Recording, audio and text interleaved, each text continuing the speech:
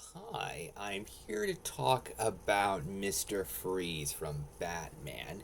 And Mr. Freeze is a villain that's been different in different versions. He's a villain that can work as sort of a energetic guy that makes ice puns, or he could be a sad person that wants to cure his wife and he got into an accident, and even after becoming a supervillain he still wants to cure his wife. So he can be a very sympathetic tragic villain that can really pull on the heartstrings, or he can be a very entertaining character that makes a lot of funny jokes. Either way, I enjoy the character of Mr. Freeze and do enjoy a lot of the colorful campy versions of Batman. So I feel like I like the campy version of Mr. Freeze more than other people do. And in the 60s show, Mr. Freeze, there were three different versions of him actually. And they kind of changed a lot, but there was some cool stuff done with him there. And good actors playing him, George Sanders, Otto Preminger, and Eli Wallach. I think they did a good job. And then there's Batman the Animated Series, where Mr. Freeze is a lot more sympathetic given a tragic backstory, his thing with his wife Nora.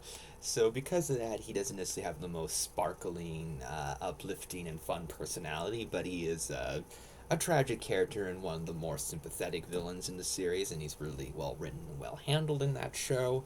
And also in Sub Zero, which I think is an underrated animated film.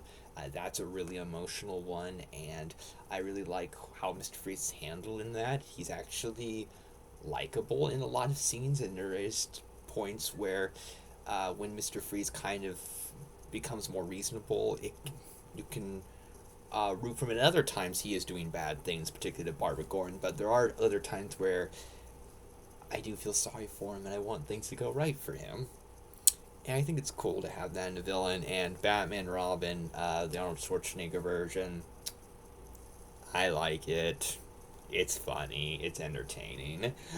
Uh, and Michael Ansara, he was Mr. Freeze from Batman the Animated Series. Very emotional performance there. And actually, Clancy Brown, Mr. Krabs, got to be Mr. Freeze, which is interesting. And much different take on Mr. Freeze in that show, but I actually like it. I like him being able to freeze stuff with his hands. I actually enjoy Mr. Freeze from that show. And so Mr. Freeze has been changed a lot of different versions. But I've enjoyed a lot of the different takes on the character.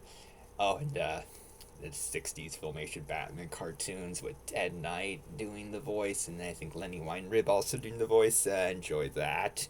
I really enjoyed the episode where Mr. Freeze pretends to be Santa Claus. That's a thing in Filmation Batman. I love it. So, Mr. Freeze, villain with a wide variety of adaptations and different interpretations of the character, and I like the different versions. And I can understand if you just like the tragic, sympathetic Mr. Freeze and Batman the Animated Series. I think that's perfectly fair, but I do have a soft spot for a lot of the campier Mr. Freezes too, and I enjoy them. So, Mr. Freeze can feel like a very different character depending on the version that you're watching, and he could seem sympathetic, or he could just seem funny, or could just seem cool or menacing. There's a lot of different things that could be done with the character, and I like the different takes on him. And you can let me know in the comments if there's a particular version of Mr. Freeze that really stands out to you. I'm expecting a lot of people to answer for Batman the Animated Series, but let me know if there's another version that you really like, and you can just share your thoughts in general about the character of Mr. Freeze in the comments.